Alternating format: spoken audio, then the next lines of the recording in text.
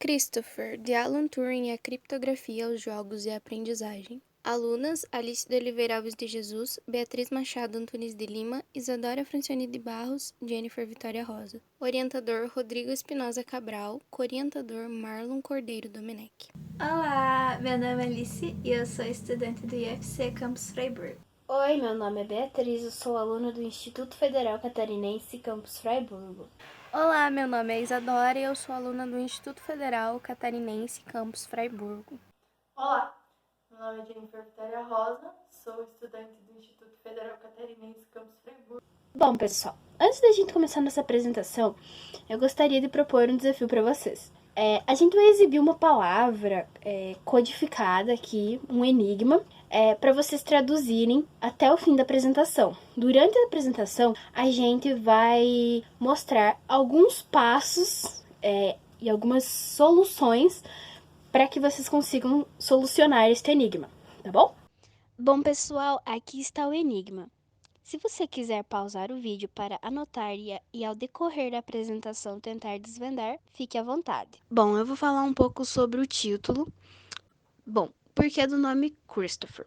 Durante o ano de 2019, a gente teve uma atividade interdisciplinar onde foi exibido o filme O Jogo da Imitação.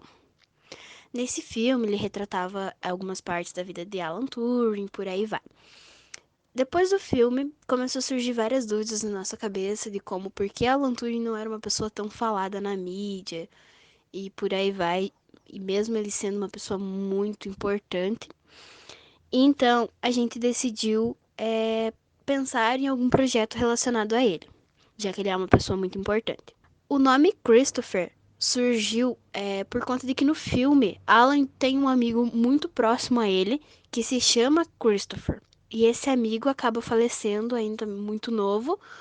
E Alan, mesmo depois de passado muitos e muitos anos, ainda tem um sentimento e nós resolvemos enaltecê-lo, colocando o nome do nosso projeto como Christopher. Alan Madison Turing, matemático, lógico, criptoanalista e cientista da computação, um grande nome que pode ser citado não somente pela sua relevância com a criptografia, mas também com toda a informática, considerado o pai da computação e o precursor da inteligência artificial. Alan carrega um legado gigante para esta área. Alan Turing nasceu em 23 de julho de 1912 em Paddington, Londres, filho de Julius Madison Turing e Ethel Sarah Turing.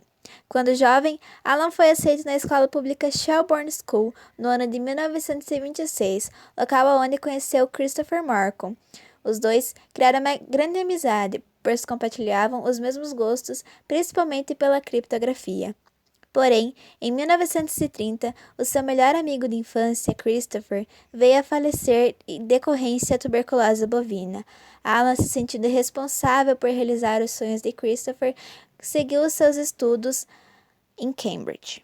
4 anos após concluir seus estudos com honras, Alan Turing começou a trabalhar para o governo britânico em uma divisão responsável pela quebra de códigos, mais conhecida como Bletchley Park. E assim, ele desenvolveu uma máquina denominada Bomb, que ela era capaz de decodificar os códigos alemães que eram utilizados durante a Segunda Guerra Mundial para esconder mensagens com a localização de novos ataques. Seu feito, construir essa máquina que quebrava códigos que juravam ser impossível, foi capaz de salvar milhões de vidas, já que isso fez com que o Reino Unido tivesse uma vantagem, sabendo as ações dos alemães antes de tal acontecer. Estima-se que Turing tenha diminuído o tempo de guerra em até 2 anos, salvando 14 milhões de pessoas. A máquina criada por Turing é considerada hoje a precursora dos computadores atuais. Porém, mesmo após Alan receber diversas condenações pelo seu feito do fim da Segunda Guerra Mundial, em 1952 ele foi condenado por crime sexual e atentado ao pudor pelo simples fato de que ele era homossexual e foi chantageado entre ser preso ou sofrer a castração química. A homossexualidade era considerada crime no Reino Unido até próximos anos 70 por não poderem constituir uma família convencional. Acredita-se que o preconceito e a castração química na qual Alan foi submetido tenham levado ele ao suicídio em 1954. Criptografia e suas variáveis. O termo criptografia só foi criado originalmente durante os anos de 1920, mas por volta de 850 d.C. já existiam livros e estudos sobre a decifração de mensagens criptografadas. A criptografia foi usada principalmente durante épocas de guerra para esconder localizações de ataques e estratégias do exército desde a Roma Antiga. Então, vou falar um pouco sobre alguns tipos de criptografia. O bastão de Licurgo é considerado um dos mais antigos sistemas de criptografia. Criado por volta de 487 a.C. pelos espartanos, é um bastão de madeira chamado citra que possui uma tira de couro pergaminho em seu entorno da mensagem escrita. O tamanho do bastão era variável. Quando se terminava de escrever a mensagem, a tira era desenrolada.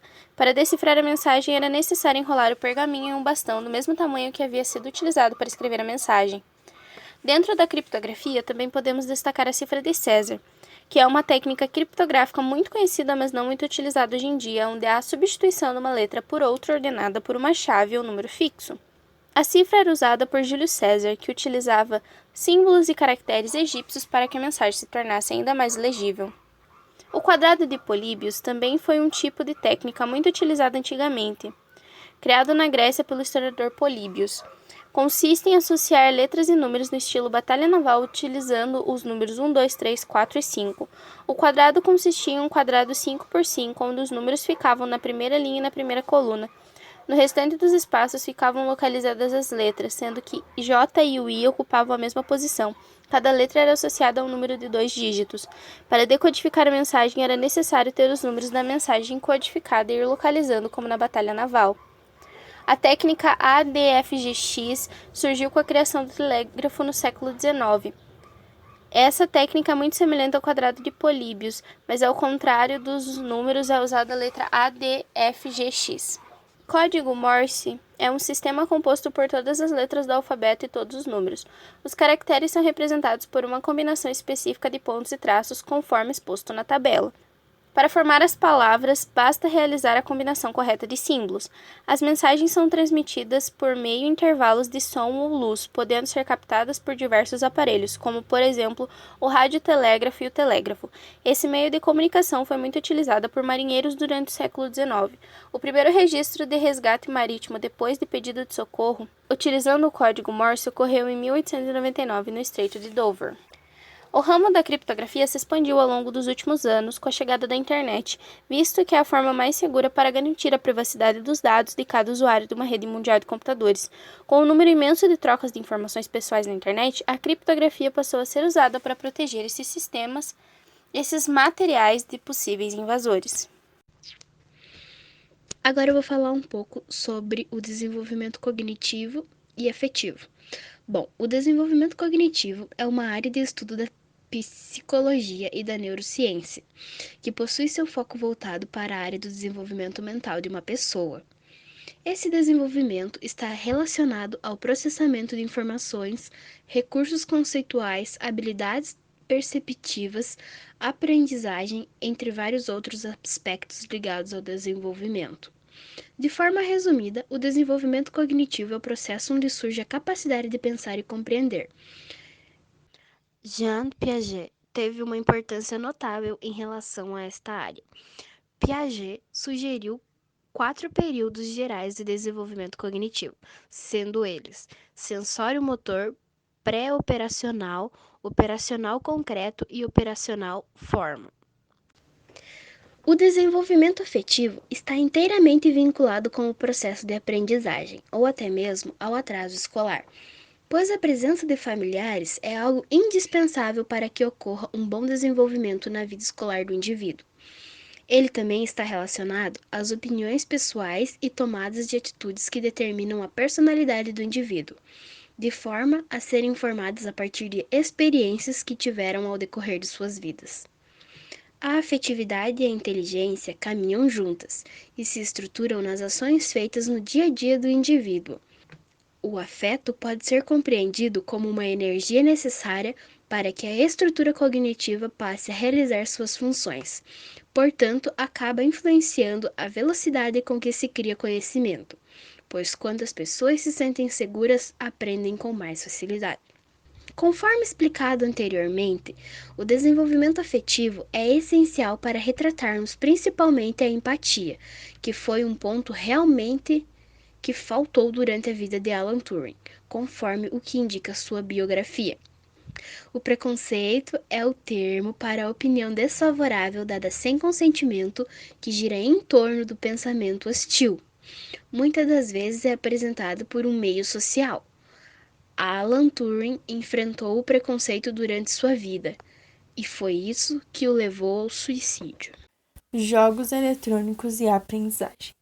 Os jogos e sua importância para a aprendizagem. Podemos ver que desde muito cedo os jogos vêm influenciando em nossa vida. São utilizados tanto para diversão quanto para aprendizado. Vemos que através de jogos despertamos nossa imaginação e isso acaba acrescentando na aprendizagem de crianças e adolescentes, de forma significativa no desenvolvimento da atenção e na interação. Os jogos possibilitam que as crianças se tornem mais sociáveis, possibilitando a interação entre elas.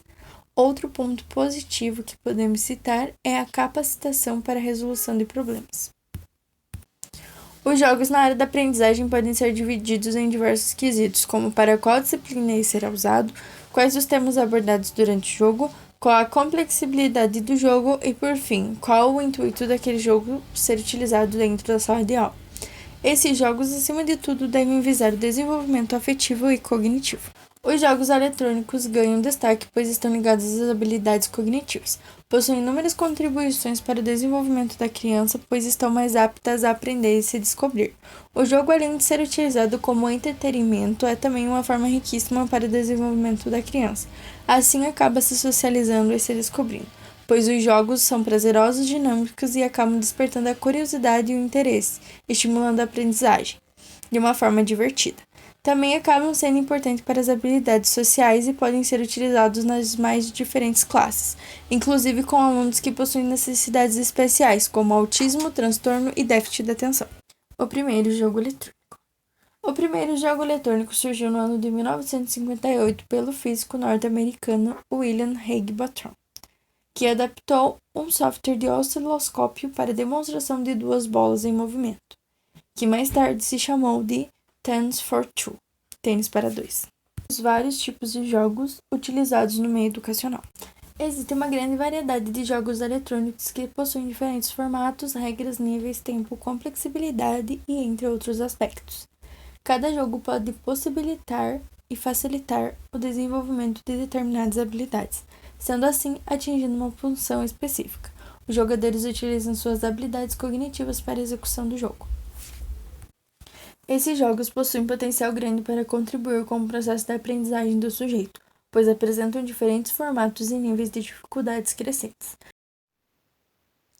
Objetivos e resultados esperados.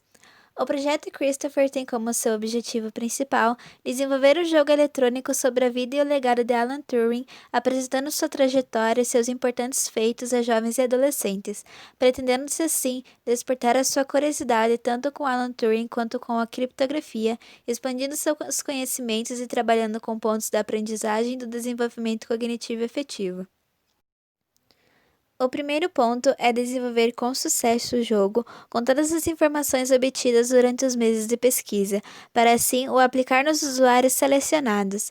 A expectativa é que o jogo os ofereça aos usuários e aos desenvolvedores um novo conhecimento, estimulando sua aprendizagem diante dos desafios propostos durante as fases desenvolvidas e os levando a conhecer mais sobre a área cativante da criptografia dentro da informática. Então, pessoal, conseguiram? Se você não conseguiu, calma, não fica triste. Acontece. Então, a palavra que é a tradução deste enigma é... E a tradução é computador. Para codificar esta palavra, usamos código Morse.